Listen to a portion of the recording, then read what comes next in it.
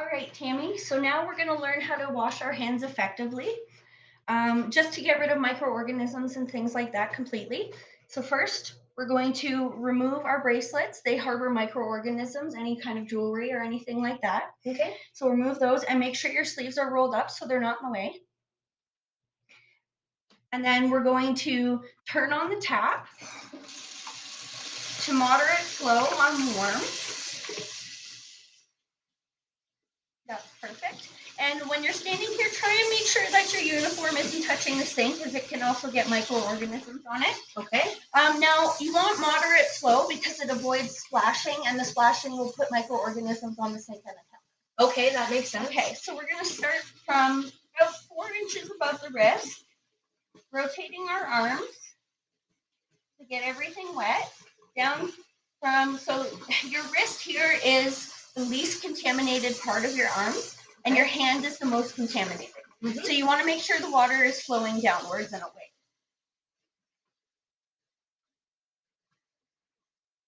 All right. Now that our hands are wet, we're going to grab some soap. So soap helps remove not only microorganisms, but things like oils and things like that on your hands. So you want enough, probably 2 to 3 pumps to cover the palms of your hands, the back of your hands, your thumbs, and your wrists. Okay. Now we always start at the least contaminated point, so that would be the wrist. And make sure you're scrubbing in a circular motion.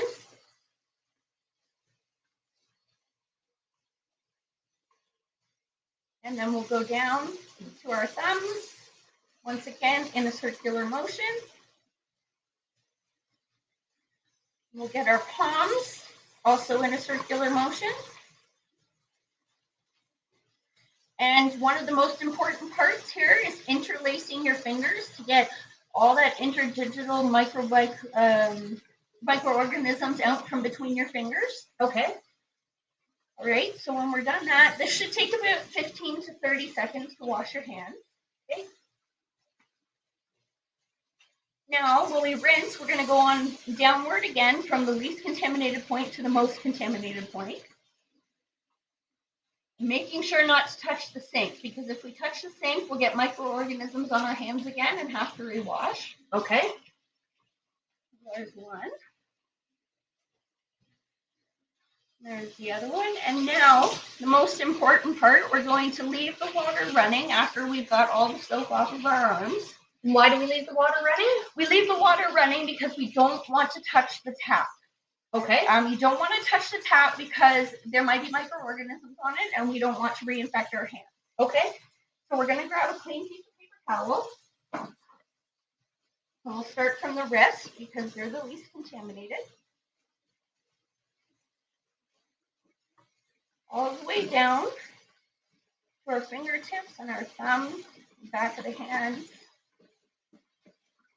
And now when you're done drying, take your paper towel and make sure to turn off your taps with the paper towel so you don't touch them. Okay.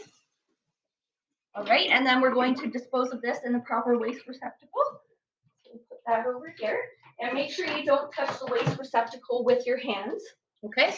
All right, so when you're done that, we're going to use some hand lotion that should be provided for you in the office. Now, the hand lotion is going to stop your hands from cracking, leading to skin infections and things like that, which can also harbor microorganisms. Okay. So we'll get that in there. And other than that, that is how you properly wash your hands. Well, thank you so much. Awesome. Thank you.